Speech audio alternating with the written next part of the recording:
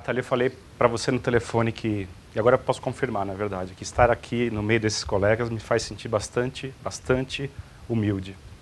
E, na verdade, humildade vem bem a calhar. A gente vai ver daqui a pouco, isso vem bem a calhar para a minha apresentação. E, na verdade, eu queria agradecer também, Nathalie, pela oportunidade de vir aqui trazer algumas ideias um pouco desorganizadas naquilo que eu chamei meio ambiciosamente de manifesto tecnomanótico. Que quer dizer tecnologia, né, em prol de uma tecnologia que seja entrelaçada com o humano e abraçada ao caos. É isso. É isso que eu gostaria de ver uma tecnologia do futuro. E tudo começa com um sonho. Quando eu era criança, eu tinha muitos sonhos. Claro, né? Mas eu tinha um sonho meio bizarro. E é desse sonho que eu queria falar. Eu era criança, eu ia com meu pai todo domingo na feira, né, de carro, e parava nos semáforos, acho que isso até hoje acontece, e entregava aqueles panfletos imobiliários com, enfim, o que está sendo lançado, etc. E meu sonho era recortar todos aqueles mapas que mostravam como chegar nos prédios e juntar todos costurados para conseguir fazer um mapa da minha cidade, ainda que as escalas fossem diferentes e tudo mais. Esse era um sonho que eu tinha. A gente não tinha mapa naquela época, né? E vendo a tecnologia tendo avançado tanto, é incrível que hoje eu possa fazer isso com um clique de mouse. Então, essa automatização que a tecnologia proporcionou para a gente é espetacular. E tem conseguido realizar sonhos incríveis que jamais eu teria conseguido fazer com os meus milhões e milhões de mapas que eu estava tentando juntar. Então, a visão da tecnologia é bem essa, né?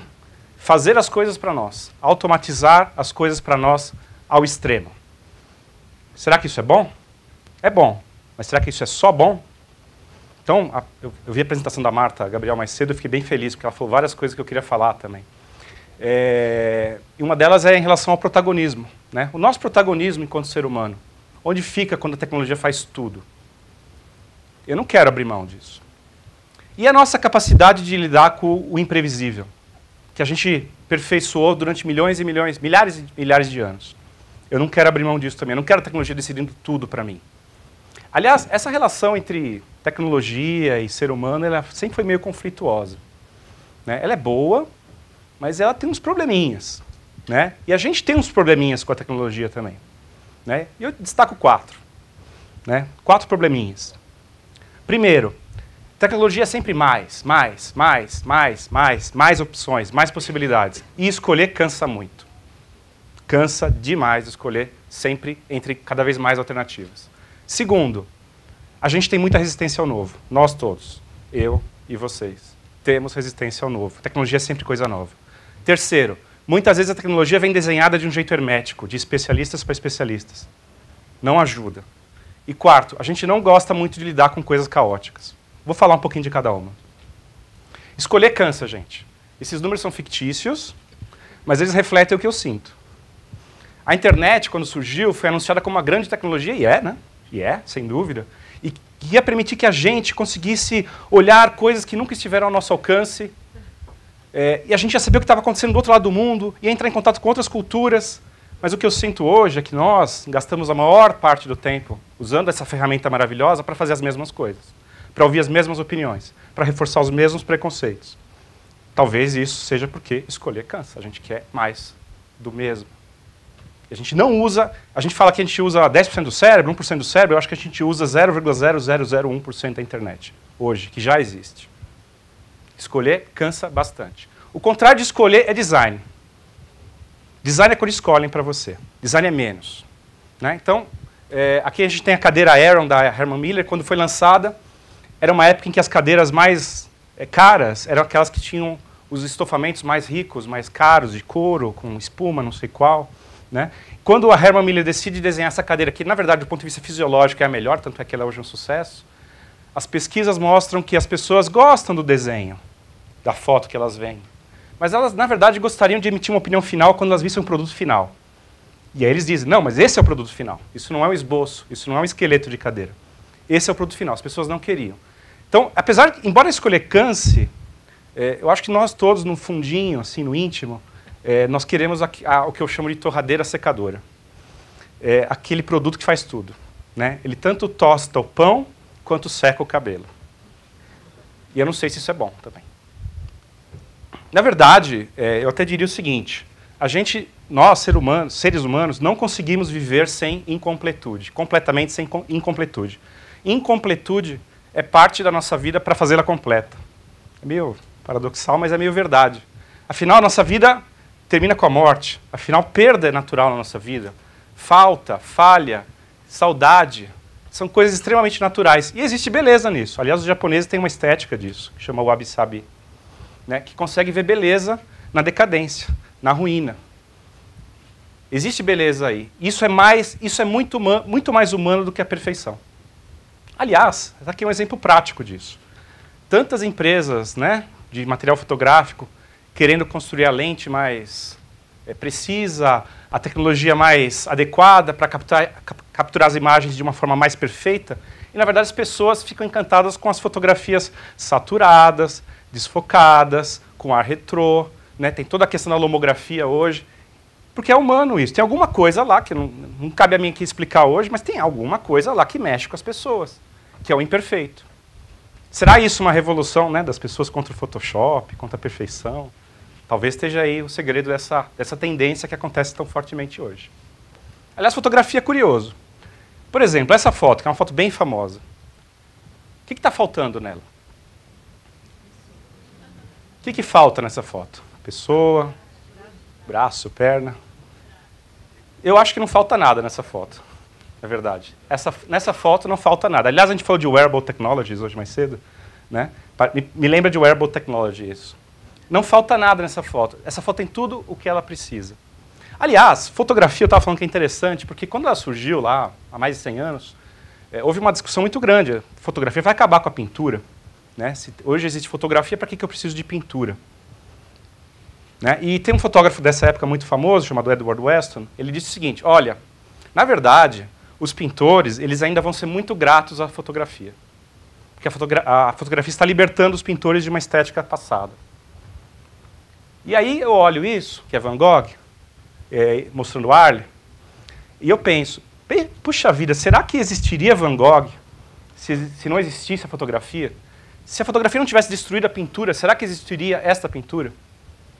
Eu fico pensando, uma tecnologia teoricamente inferior à pintura, inferior à fotografia, teoricamente, consegue produzir imagens que a fotografia jamais vai conseguir permitir fazer.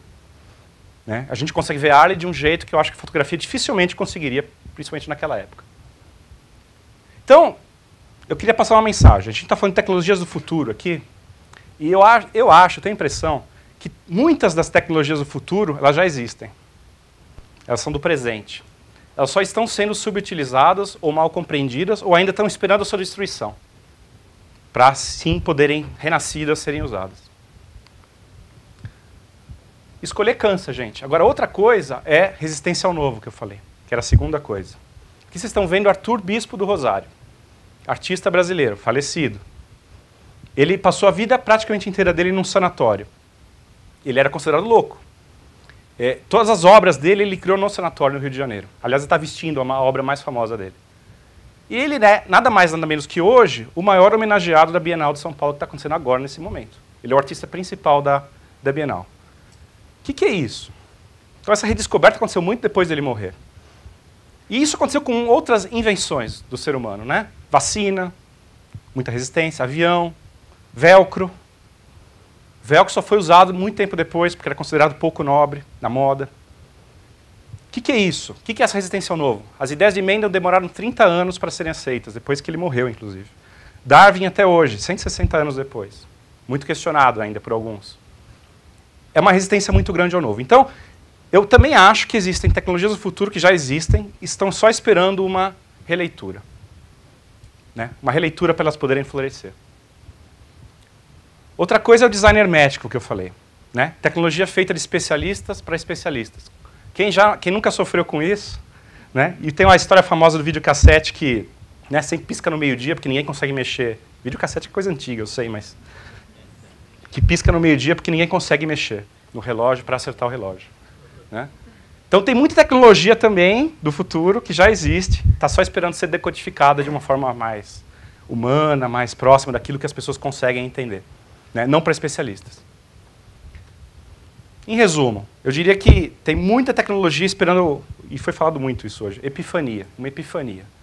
Né? A gente não precisa necessariamente só criar mais tecnologia. Essas tecnologias, muitas delas estão sendo hoje, estão aguardando o seu momento da verdade para elas poderem florescer. Né? O momento em que elas conseguirem ser um pouco mais entrelaçadas com aquilo que é humano, aquilo que é do ser humano. E o caos, que é o quarto fator que eu tinha apresentado. Então isso aqui é uma foto, foi feita com água, né? Pingando numa superfície líquida que está ali no meio, está bem escura nessa foto.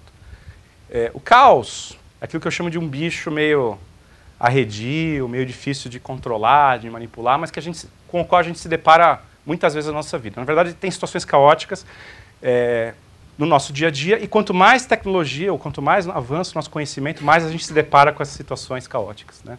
Então a gente passa muita vergonha hoje, entre aspas, uma vergonha positiva, eu diria, mas passa muita vergonha com meteorologia, né? Com previsão eleitoral, com mobilidade urbana, modelo de trânsito, com startups. Por que a gente investe em 100 startups, esses fundos mais aventureiros? Né? Eles investem em 100 startups para uma, duas, enfim, 3, colherem frutos lá na frente. Porque é caótico, porque não se sabe, porque não tem modelo, porque não tem controle, porque não dá para saber de antemão. Se tivesse uma fórmula, não precisaria existir venture capital. Né? Então, o caos ele está no nosso dia a dia de uma forma extremamente presente. Né? E a gente tem dificuldade de lidar com ele. Por que a gente tem dificuldade de lidar com ele? Por causa disso. O que é isso? Eu que pergunto para vocês. Essa foto, qual que é o problema dessa foto?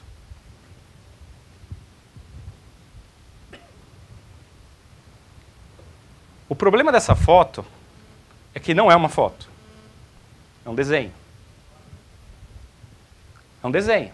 Então você tem artistas hoje, esse é um exemplo, de artistas ultra realistas. Né? Eles conseguem fazer desenhos que parecem, ou são idênticos a fotos. Se você olhar muito no detalhe, você consegue ver imperfeições.